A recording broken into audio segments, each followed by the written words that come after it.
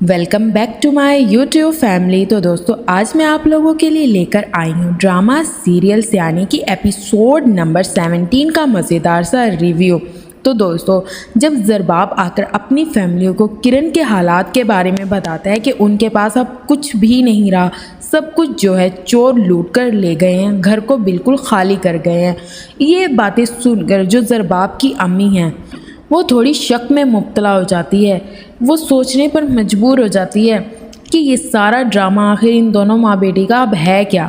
लेकिन ज़रबाब और उसके अब्बू और ज़ोहेब को तो यही लग रहा होता है कि वाकई उनके घर में चोरी हुई है और उनका बहुत ज़्यादा नुकसान हो गया है।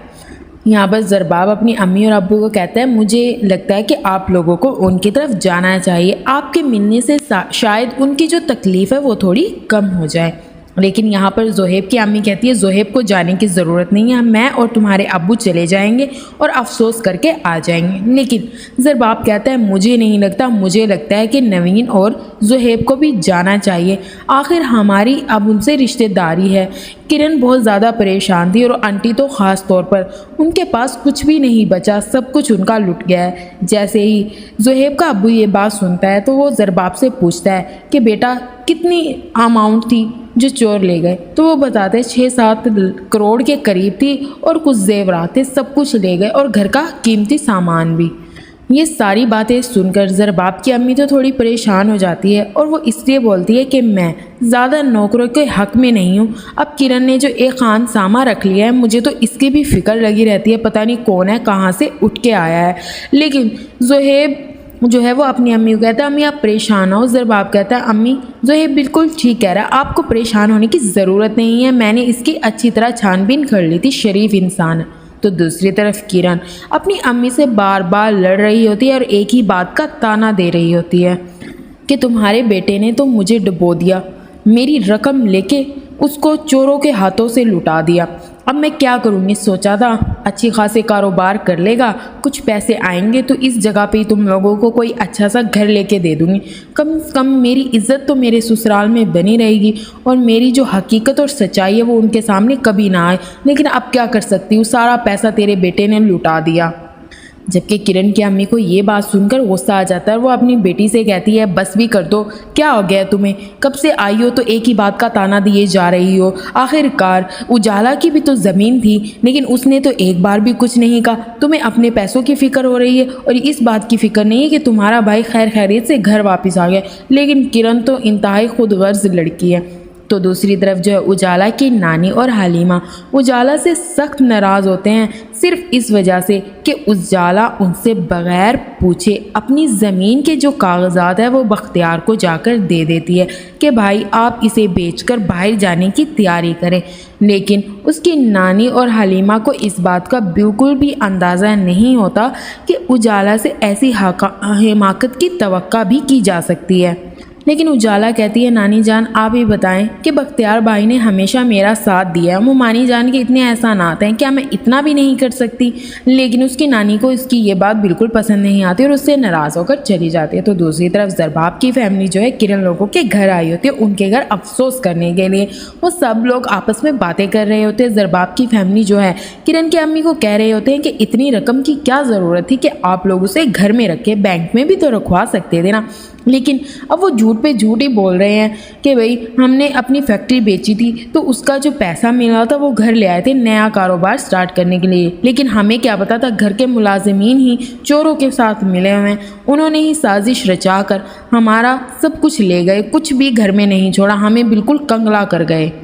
हलीमा तो अपनी सास की ये ड्रामेबाजी देख देख कर हैरान हो रही होती है कि इन्हें कितनी ड्रामेबाजी करनी आती है दोनों माँ बेटियों को।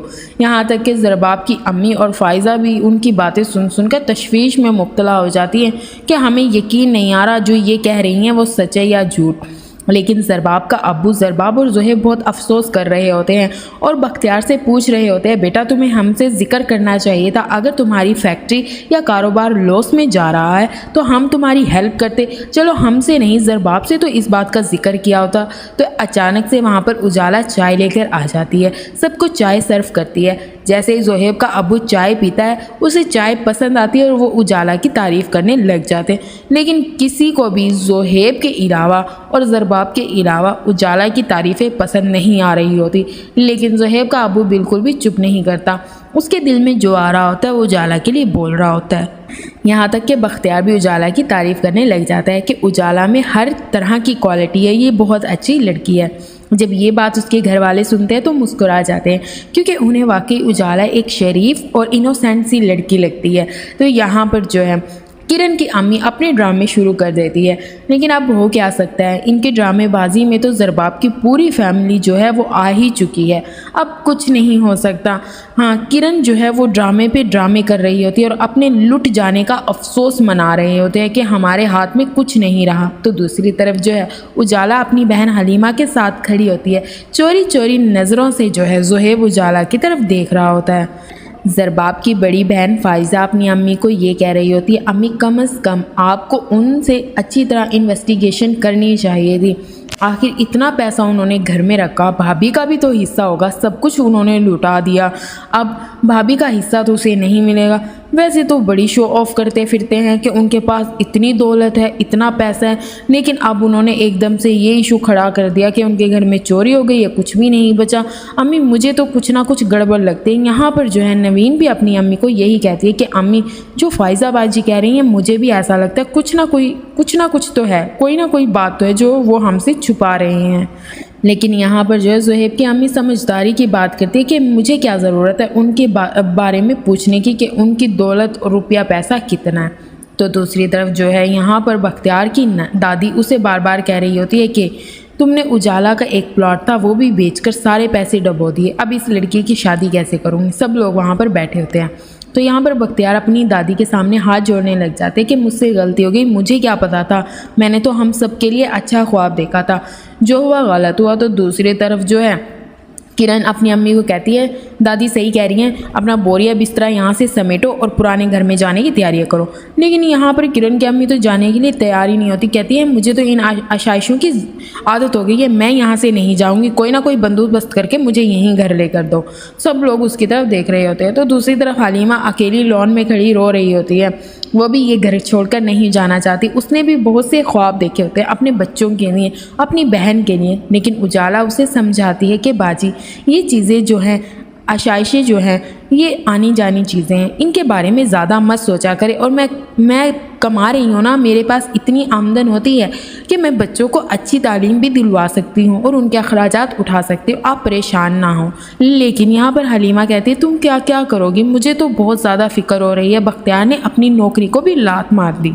आखिरकार उजाला अपनी बहन हलीमा से कहती है, बाजी आप परेशान ना हो, सब ठीक हो जाएगा, मैंने सारा सामान पैक कर लिया, आप जाकर देख लें कि कोई चीज़ रह ना जाए। तो दूसरी तरफ जैसे ही सारे लोग जो हैं वो अपने पुराने घर में पहुंचते हैं तो यहाँ पर उजाला की नानी कहती है, शुक्र वो शैतान मुझे नज़र नहीं आ रहा।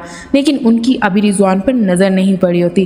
रिजवान एक तरफ खड़ा इन सबको देख रहा होता है और वो हैरान हो रहा होता है कि ये लोग वापस कैसे आ गए। जैसे ही उजाला की नानी की नज़र रिजवान पर पड़ती है तो वो कहती है, वो देखो शैतान का नाम लिया, शैतान हाजिर हुआ, कमबख्त यहीं पर खड़ा है। तो दूसरी तरफ जो है उजाला की बहन जो है हलीमा, वो उजाला और अपनी फैमिली को लेकर अंदर चली जाती है। दूसरी तरफ जोहेब बार बार किरण की बातें सोच रहा होता है और उजाला के ख्वाब देख रहा होता है कि भाभी हमेशा उजाला के बारे में गलत क्यों बोलती हैं।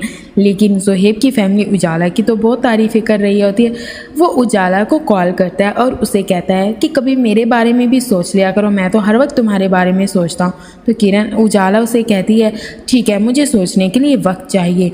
तो यहाँ पर उजाला जोहेब की बातों से खुश हो जाती है क्योंकि उसे भी जोहेब अच्छा लगने लगा है। दूसरी तरफ हलीमा बहुत ज़्यादा परेशान होती है क्योंकि यहाँ पर जो है बख्तियार की नौकरी जा चुकी होती है और सारे घर की जिम्मेदारी उजाला पर आ जाती है। लेकिन उजाला उसे इत्मीनान देती है कि बाजी फ़िक्र ना करे, भाई की नौकरी लग जाएगी। दूसरी तरफ जो है ज़रबाब किरण को कहते हैं, तुम घर कब आओगी या मैं आ जाता हूँ तुम्हें लेने। लेकिन किरण इस बात से डर रही होती है, अगर ज़रबाब घर आ गए तो उसे मेरी हकीकत पता चल जाएगी। वो अपनी अम्मी से कहती है, मैं जा रही हूँ वरना ज़रबाब यहाँ पर आ जाएगा। दोनों माँ बेटी की इसी बात पर लड़ाई हो जाती है। यहाँ पर किरण की अम्मी कहती है, तुम तो अपने घर जा रही हो, एसी में सोओगी, मैं यहाँ क्यों रहूँ, मुझे तो यहाँ नहीं रहना, मुझे यहाँ से जाना है। तो दूसरी तरफ जो है ज़ुहैब जिद कर रहा होता है कि मुझे शादी करनी है तो उजाला से करनी है, किसी से नहीं करनी है। सारी बातें किरण सुन रही होती है। वो ये सोचकर उजाला के दफ्तर चली जाती है, उजाला को ये कहने कि ज़ुहैब से दूर रहो, उसके इर्द गिर्द भी मुझे तुम नज़र ना आना। तो दोस्तों उम्मीद करती हूँ ये एपिसोड आपको अच्छा लगा होगा। नेक्स्ट एपिसोड के लिए हमें सब्सक्राइब करना मत भूलना। अपना ख्याल रखना।